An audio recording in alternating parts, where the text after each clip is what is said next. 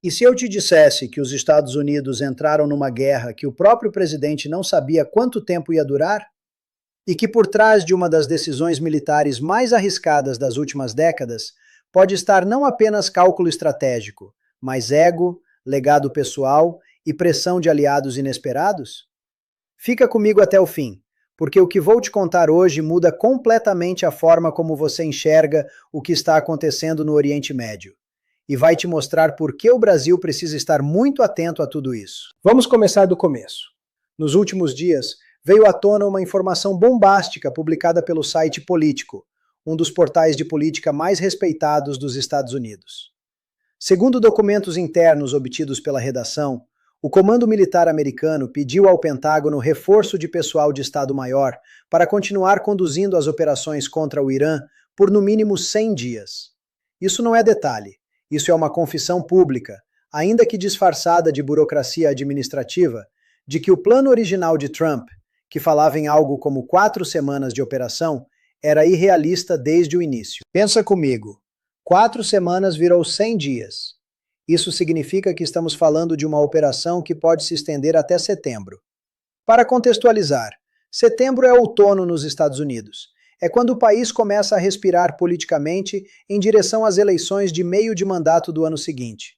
É quando os holofotes se voltam para o Congresso, para os índices econômicos, para a aprovação presidencial. E Trump estaria ainda enredado numa guerra no Oriente Médio. Isso é politicamente explosivo. Mas tem mais. O Pentágono também está tentando enviar para a região mais sistemas de defesa antiaérea, com foco especial na proteção contra drones. Isso diz muito. Drones são a arma preferida do Irã e de seus aliados. Baratos, difíceis de rastrear, letais em quantidade. O fato de os americanos estarem correndo para reforçar essa camada de defesa sugere que o Irã está respondendo de forma mais eficiente do que o esperado. E o Departamento de Estado, por sua vez, está alocando recursos extras para evacuar diplomatas americanos do Oriente Médio. Diplomatas sendo evacuados. Deixa isso afundar por um segundo.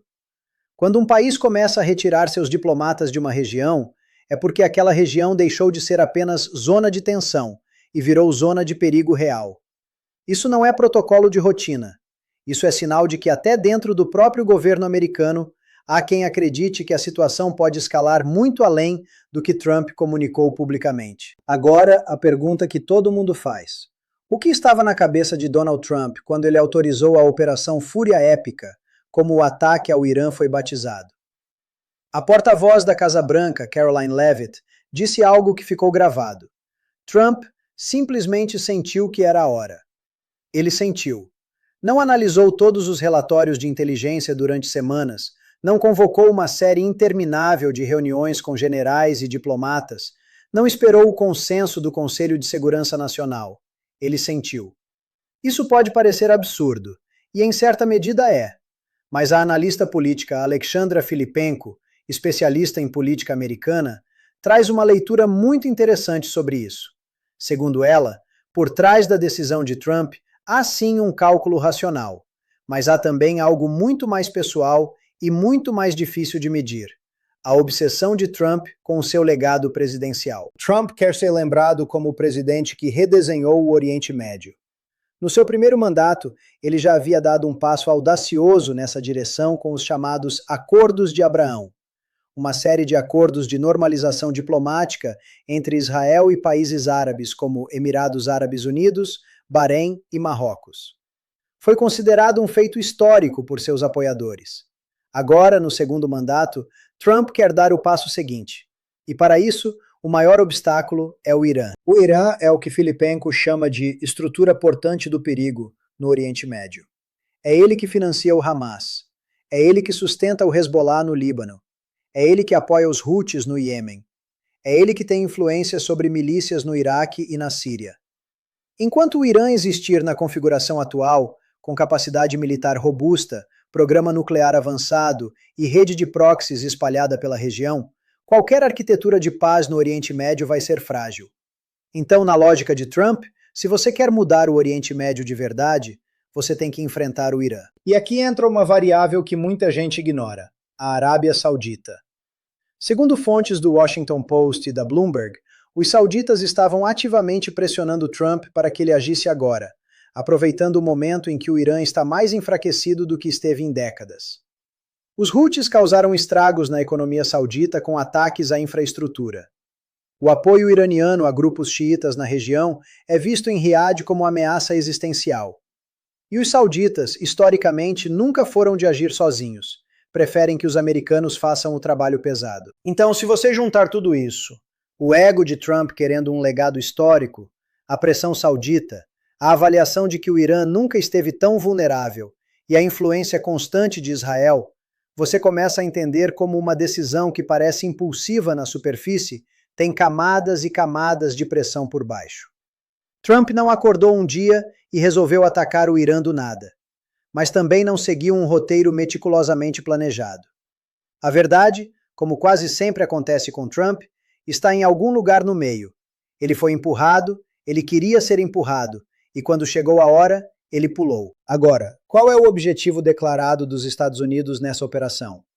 Marco Rubio, secretário de Estado americano, foi um dos poucos membros do governo a dar uma resposta mais clara. Segundo ele, a mudança de regime no Irã não é a meta principal. O que os americanos querem é específico. Primeiro, eliminar a capacidade iraniana de produzir mísseis balísticos intercontinentais, aqueles que poderiam atingir território americano. Segundo, destruir o programa nuclear iraniano, ou pelo menos retrocedê-lo décadas. Isso é diferente de dizer, queremos derrubar o governo de Teherã. E essa distinção importa.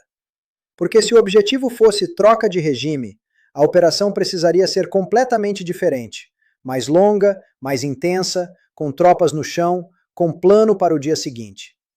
Já se o objetivo é simplesmente degradar a capacidade militar e nuclear iraniana, você pode fazer isso com bombardeios aéreos, operações especiais e pressão econômica. É mais cirúrgico, mais parecido com o que Trump gosta, rápido, vistoso, com resultados que ele possa anunciar na televisão. Mas há um detalhe perturbador nessa equação. Steve Witkoff, o enviado especial de Trump que conduziu as negociações com o Irã antes do início dos ataques, deu uma entrevista à Fox News, onde revelou algo chocante. Segundo ele, durante as negociações, os iranianos ameaçaram abertamente dizendo que já tinham capacidade para produzir 11 ogivas nucleares. 11. Não é uma bomba, são 11. Se isso é verdade, e Filipenko ressalta que não temos como confirmar, então a urgência americana se explica ainda mais. Um Irã com capacidade nuclear operacional é um Irã que muda completamente o equilíbrio de poder não só no Oriente Médio, mas no mundo inteiro. E aí o cenário se complica de uma forma que poucos estão discutindo abertamente. Se o Irã realmente chegou perto de ter armas nucleares funcionais, a janela para agir militarmente sem consequências catastróficas está se fechando. Atacar um país que tem armas nucleares é uma equação completamente diferente de atacar um país que está desenvolvendo essa capacidade. Trump pode ter agido exatamente nesse intervalo, a janela entre eles quase têm e eles têm.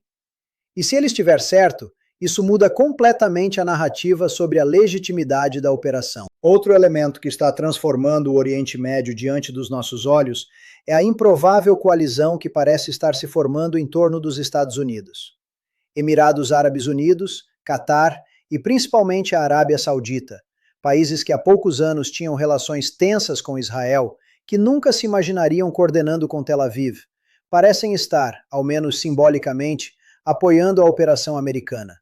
Alguns de forma mais velada, outros de forma mais direta. Filipenko diz que jamais imaginou que pronunciaria Arábia Saudita e Israel na mesma frase como aliados implícitos. Esse é o tamanho da transformação que está acontecendo. E tem ainda os curdos. Há relatos, ainda não confirmados, de que combatentes curdos, posicionados na fronteira entre Iraque e Irã, estariam se preparando para uma operação terrestre com apoio americano. Os curdos têm motivações próprias e antigas contra o regime iraniano.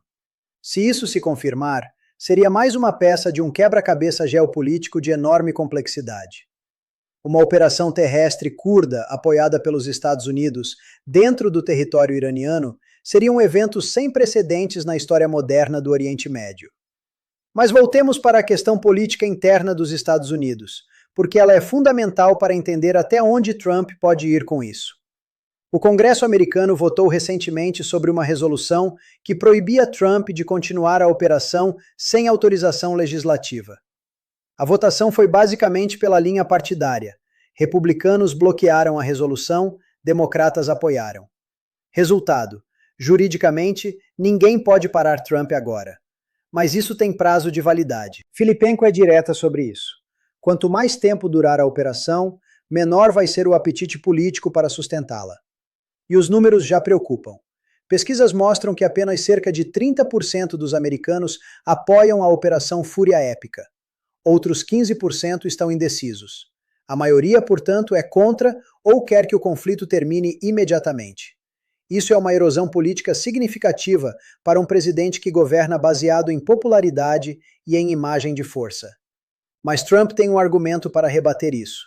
Ele lembra que a operação anterior, chamada de Operação Martelo da Meia-Noite, em que os americanos afirmaram ter destruído instalações nucleares iranianas, também tinha apenas 30% de aprovação antes de começar. Depois que terminou, e com a narrativa de sucesso construída pela Casa Branca, o apoio subiu para mais de 50%. Trump está apostando que a mesma dinâmica vai se repetir. Age primeiro, constrói a narrativa de vitória depois e os números se ajustam. O problema é que Martelo da Meia-Noite foi apresentado como uma operação rápida e cirúrgica. Já essa nova fase, com pedido de 100 dias de pessoal, reforço de defesa anti-drones e evacuação de diplomatas, não tem nada de cirúrgico. Tem cara de conflito prolongado. E conflito prolongado é exatamente o tipo de coisa que desgasta presidentes americanos. Basta lembrar do Vietnã, do Iraque, do Afeganistão. Os americanos toleram guerras relâmpago. Guerras de atrito, não. Tem ainda a questão do calendário. Se a operação durar 100 dias a partir de agora, isso nos leva até junho. Junho é véspera do 4 de julho, o dia da independência dos Estados Unidos, que em 2026 ganha uma dimensão histórica extraordinária. É o 250º aniversário do país. Um quarto de milênio de existência americana. Trump claramente quer que essa data seja um momento de celebração nacional com ele no centro. Um país em guerra não celebra da mesma forma. Isso cria uma pressão enorme para que algum tipo de resolução, ou pelo menos de pausa, aconteça antes dessa data. E Trump vai usar isso. Ele vai tentar apresentar algum resultado concreto até o início de julho. Seja um acordo negociado, seja uma declaração unilateral de vitória, seja a destruição de algum símbolo do poder iraniano que ele possa mostrar na televisão. Trump é, acima de tudo, um homem de narrativa.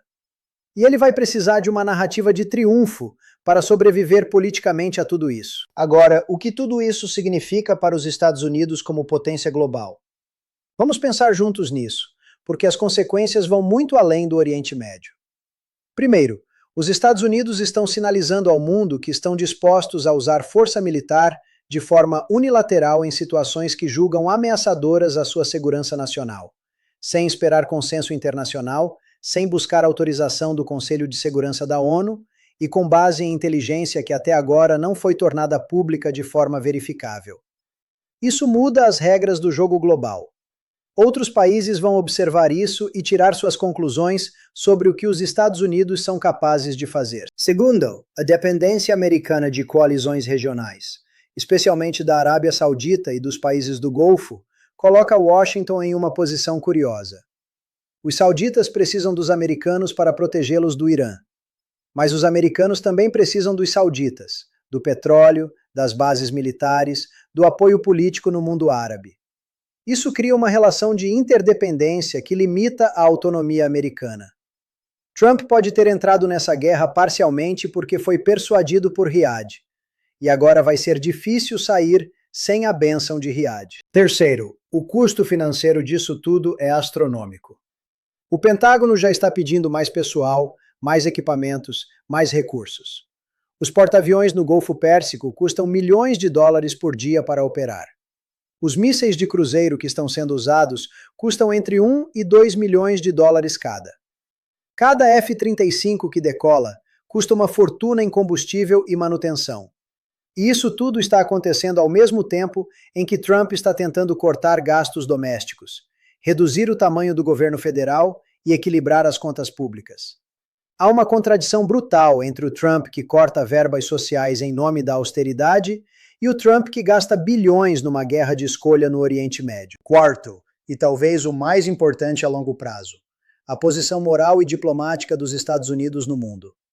Cada vez que Washington age militarmente de forma unilateral, especialmente sem provas públicas e verificáveis de ameaça imediata, ele perde um pouco mais de autoridade para cobrar de outros países que respeitem o direito internacional. Como os Estados Unidos vão criticar a Rússia por agir militarmente na Ucrânia se eles próprios estão bombardeando o Irã sem mandato do Conselho de Segurança? Essa hipocrisia, e não é eu que estou chamando assim, é como grande parte do Sul global percebe, corrói lentamente a liderança americana no mundo. E agora chegamos ao ponto que mais importa para nós, brasileiros. Como tudo isso afeta o Brasil e sua relação com os Estados Unidos?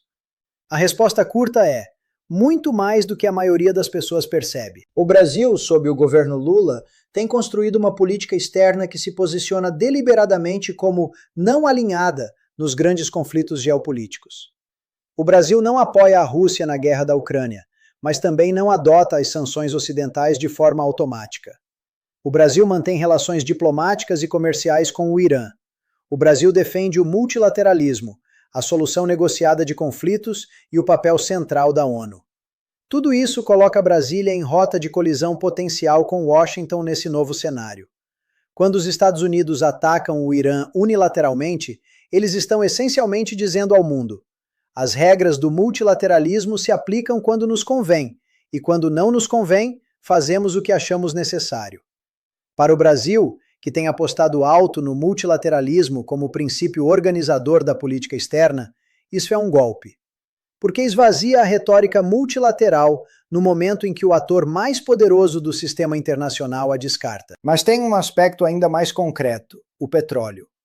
O Irã é um dos maiores produtores de petróleo do mundo. O conflito no Golfo Pérsico, que agora está, como disse Filipenko, em chamas, ameaça o fornecimento global de petróleo e gás. O Estreito de Hormuz, por onde passa cerca de 20% de todo o petróleo consumido no mundo, está no coração dessa zona de conflito. Qualquer perturbação séria no fluxo de petróleo pelo Hormuz vai ser sentida nos preços globais. E preços globais de petróleo mais altos significam inflação no Brasil, pressão sobre o câmbio, aumento do custo de produção industrial e agrícola. Ironicamente, o Brasil também é um grande produtor de petróleo. O pré-sal é uma das maiores reservas do mundo. Um choque nos preços do petróleo pode beneficiar a Petrobras e as receitas do governo federal no curto prazo. Mas os efeitos inflacionários e a instabilidade nos mercados financeiros globais provavelmente superam qualquer ganho com o preço do barril.